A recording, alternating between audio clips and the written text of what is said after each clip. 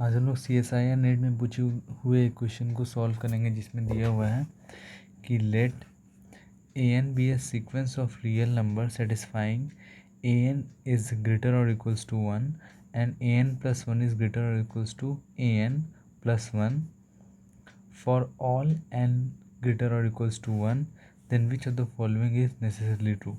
हमें ये सब दिया हुआ है और हमें बताना है कि कौन सा ऑप्शन ट्रू है। तो हमें जो गिवन कंडीशन है उस पर हम फोकस करते हैं। हमारा गिवन कंडीशन है a1 इज़ ग्रेटर और equals to 1 and an plus 1 is greater और इक्वल्स टू an प्लस 1।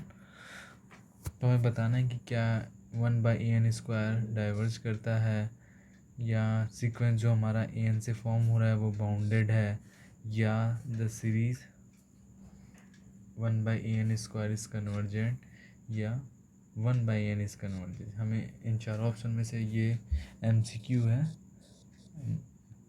इसमें एक ही ऑप्शन सही है। 3 नंबर की क्वेश्चन है, तो इसको हम लोग समझते हैं। हमें जो गिवन कंडीशन है वो a1 इज़ ग्रेटर और equals to 1 and an plus 1 is greater और इक्वल्स टू an प्लस 1, तो हम समझते हैं। तो अगर a2 को फाइंड करेंगे तो हमारा जो a2 आएगा, a2 यहाँ पे जो हम n की वैल्यू हम 1 पुट करेंगे तो हमें मिलेगा a2 इज़ ग्रेटर और इक्वल्स टू a1 प्लस 1। तो यहाँ से क्या मिलेगा, a2 इज़ ग्रेटर और इक्वल्स टू a1 की वैल्यू बड़ी है 1 से, मानो 1 लेके ही चलते हैं तो कितना आएगा 1 प्लस 1, क्योंकि a1 से बड़ी ही है। अगर हम 1 ही लेते हैं तो ये कितना आएगा, a2 इज़ ग्रेटर और इक्वल्स टू 2। यहीं अगर हम a1 को अगर हम चाहते तो 2 ले लें, तो कुछ भी ले सकते हैं। तो अगर हम 2 लेंगे तो उसी तरह हमारा a2 भी क्या आएगा, ग्रेटर और इक्वल्स टू 3। तो उसी तरह मानिए हम a1 को फिक्स कर देते हैं। तो उसी तरह अगर हम a3 फाइंड करेंगे तो हमारा क्या आएगा,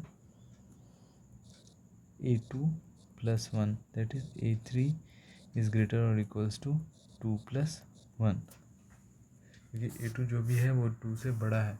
तो यानी कि a3 की एटलीस्ट वैल्यू, a3 जो भी होगा जब भी होगा इज़ 2 प्लस 1, दैट इज़ मतलब a3 is always be greater than 3, क्योंकि a2 जो भी है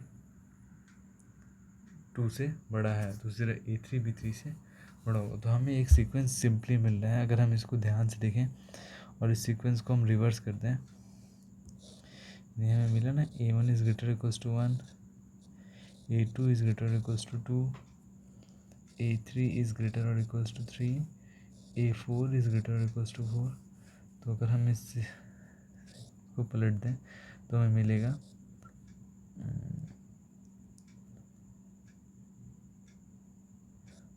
1